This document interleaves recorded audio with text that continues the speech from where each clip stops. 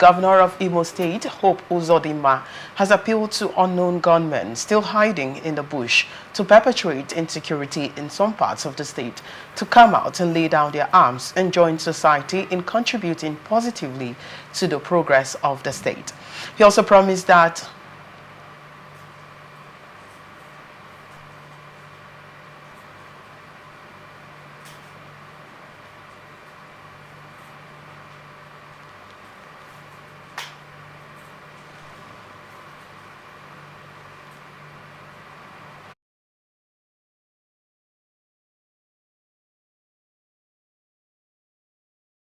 choose to go into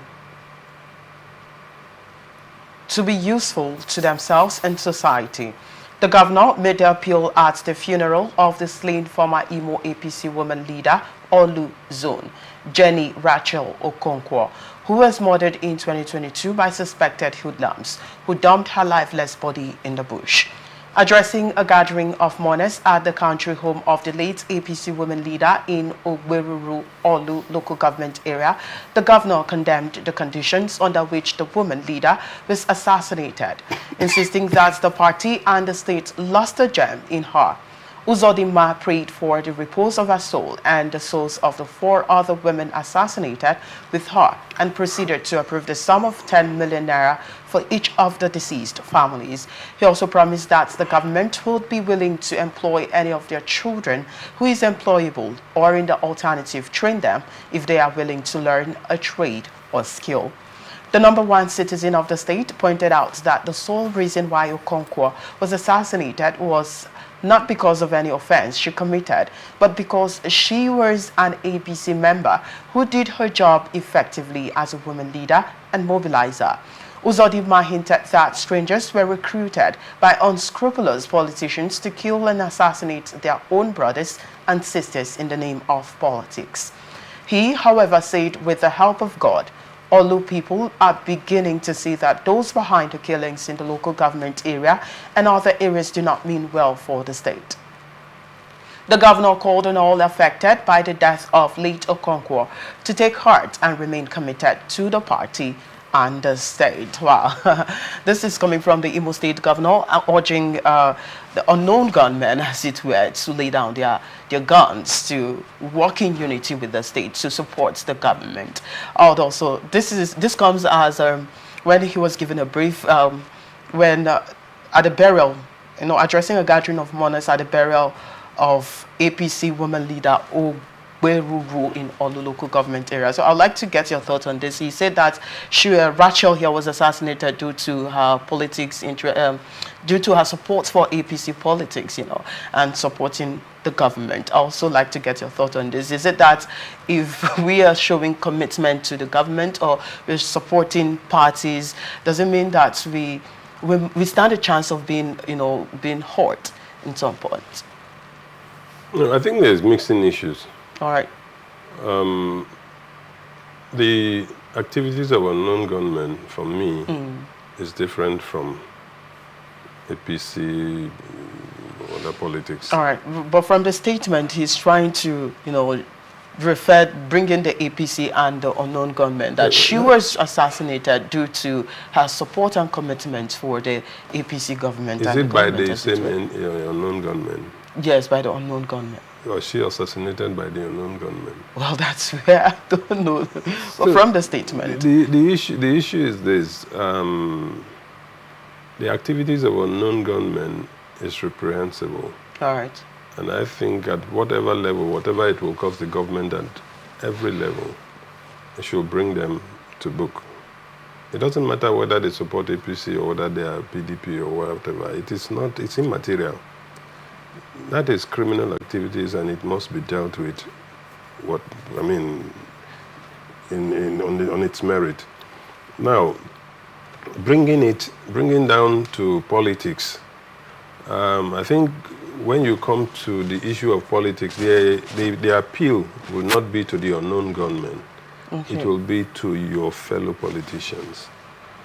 Because if assassination, for one person to get another to do the assassination, somebody pays for it, somebody initiates it.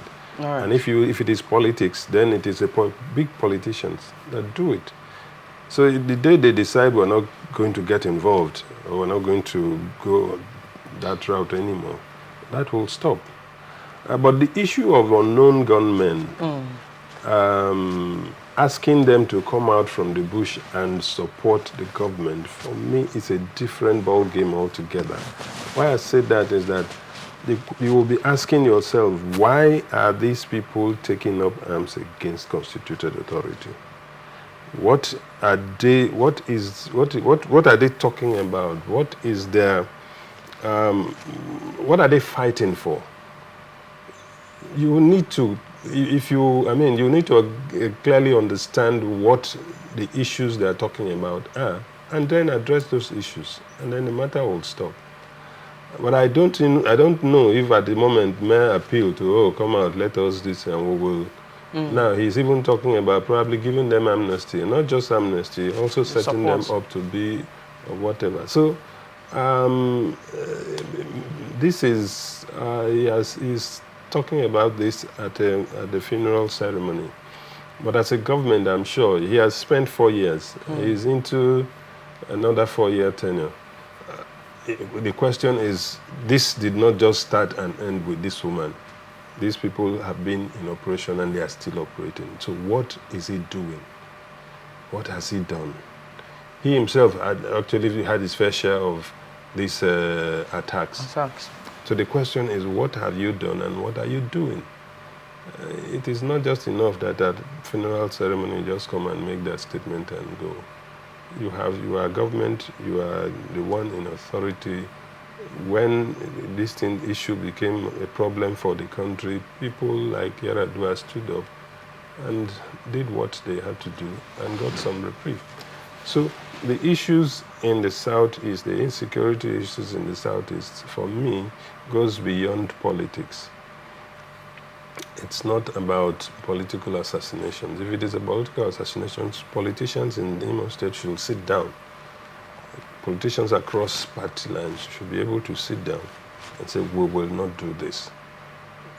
But they can settle that one at that level.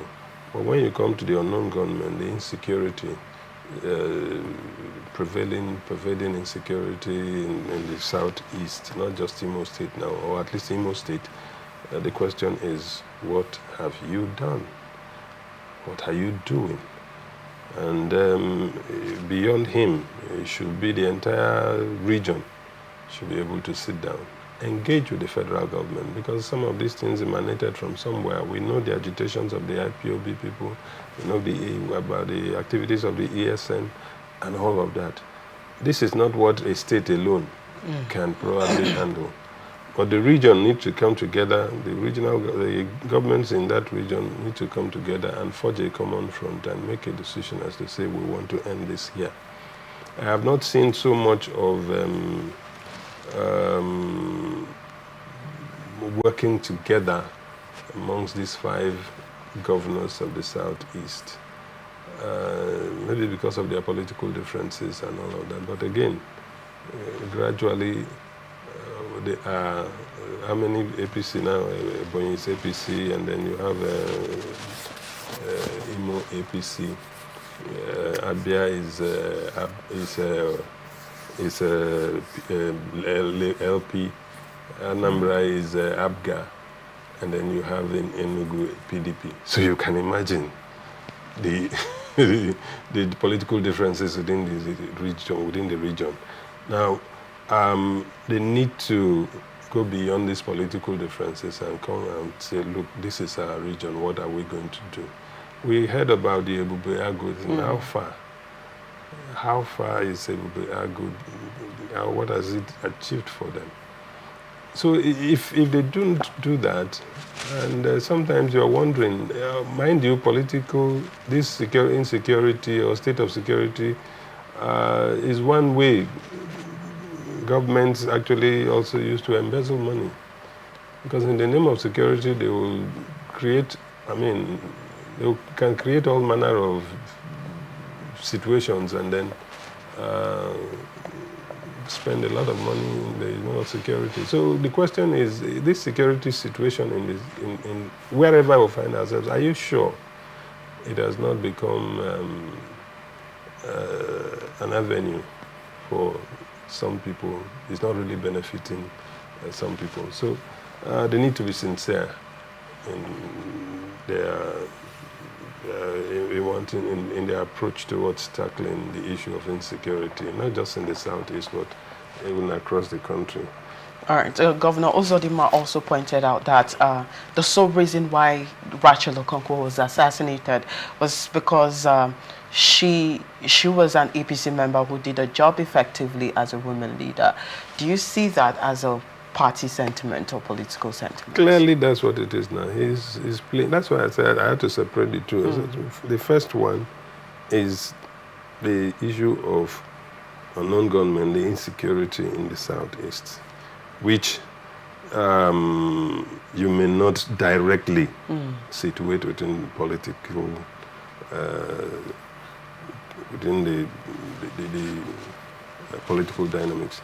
But coming to say she was assassinated because of her belief, that's clearly politics.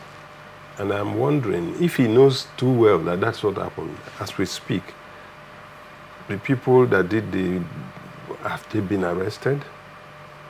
Does he know them? He's the chief security officer. How much does he know? Have they been arrested? Have they been brought to justice? When people commit crime and they get away with it, then it's only an incentive for others to continue to commit the same thing. But if people commit crime and they are caught and they go in for it probably serves as a disincentive and deterrent to others who would want to do it. So pinning it down to the APC, of course, I can't take that away from him. I can't say it's clearly he's not he is the chief security officer, he would know. Like I said, even he himself had his own fair share of those attacks. But the question is, between then and now, our own happened since 2022. So about 2-3 years down the line, we're saying this. What has happened to those who perpetrated the crime? As a government, have you been able to track them down? If you have not, then our government appears not to be very effective. And for those politicians who engage in recruiting these individuals into this, carrying out this act of attack, now what do you think should be done to these people? How can they be investigated? How can they be known? Because it's really creating a menace in the society. You have a security architecture that should be able to get to the root of it. If government really wants to work as government in the interest of the people. See, a lot of the times political issues are treated political issues that have security implications. Many times we just treat it politically. But what about the other bit of it? A life had been lost, and that's a crime against the state. The people have a right to be protected. The whole why government exists is actually for the protection of lives and property of the people. So nobody has a right to take another's life. And if anybody does, then government should be able to step in.